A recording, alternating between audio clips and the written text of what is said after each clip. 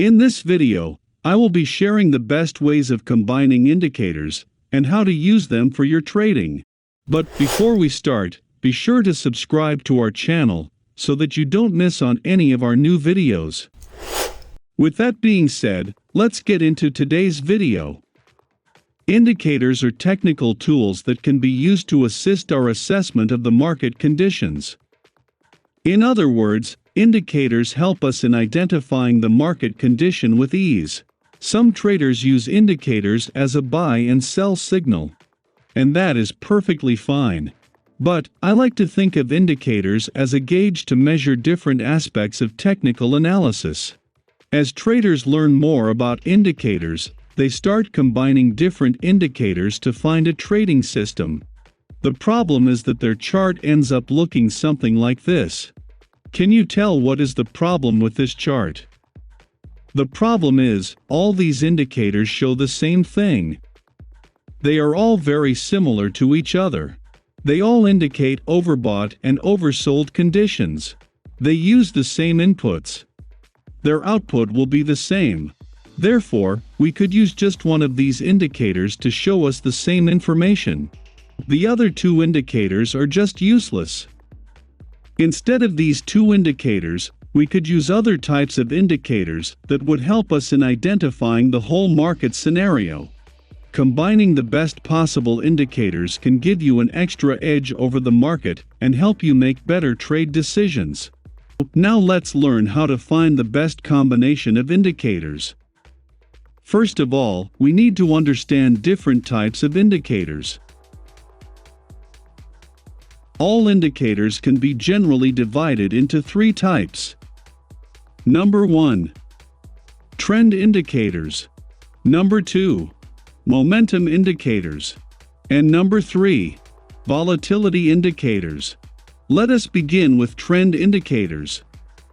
As the name suggests, trend indicators are the indicators that help us in identifying the trend of the market. The market typically moves in three directions: upwards, downwards, and sideways. Trend indicators help us in identifying the direction of the market. Identifying the direction of the market is very essential. This is because if we trade in the direction of the trend, then the probabilities align into our favor. This is why a lot of traders say that the trend is our friend. Moving averages, super trend, and parabolic SAR are some of the most popular trend indicators. Each of them show us the trend of the market. Number 2. Momentum indicators. Momentum indicators are tools that help us in identifying the strength or weakness of the trend. If the market is in an uptrend, we will be looking to buy. But if the momentum of the uptrend is weak, the trend could easily reverse.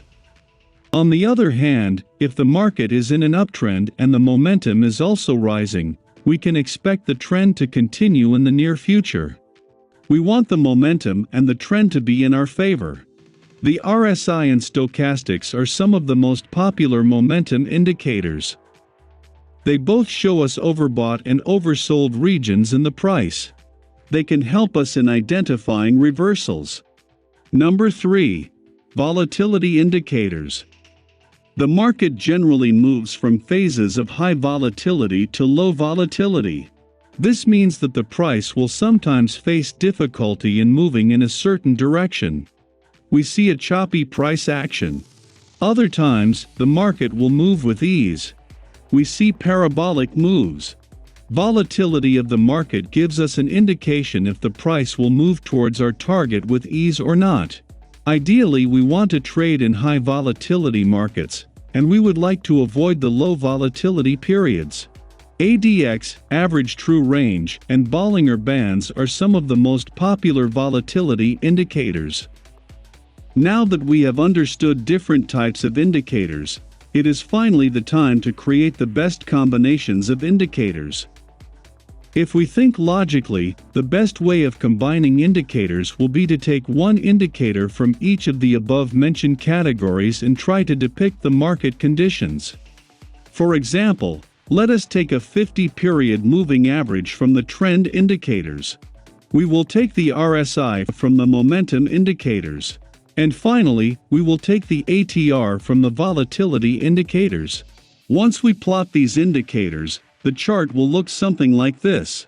First of all, we will look at the moving average and determine the trend. The price has constantly stayed above the moving average, and the moving average is also sloped upwards.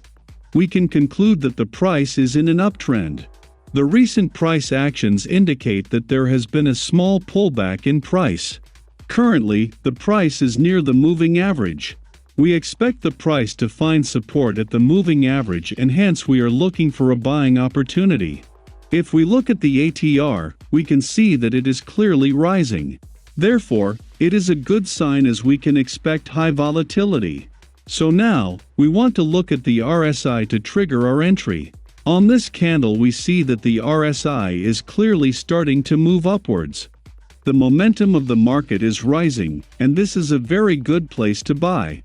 So we buy on this candle. As you can see, the market made a dramatic up move after our entry.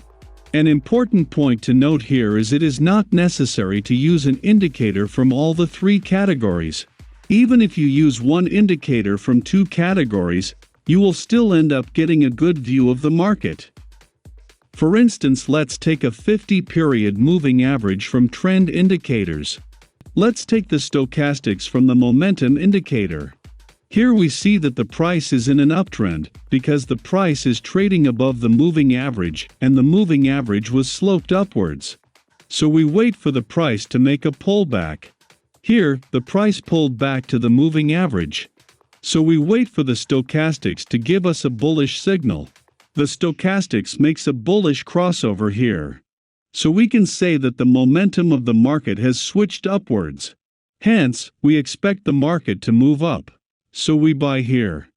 And, as you can see, the price gave a strong up move after our entry. I want you to understand different types of indicators, and avoid overcomplicating your chart with more indicators.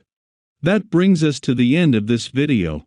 I hope that you have now understood how to combine different types of indicators to analyze the market.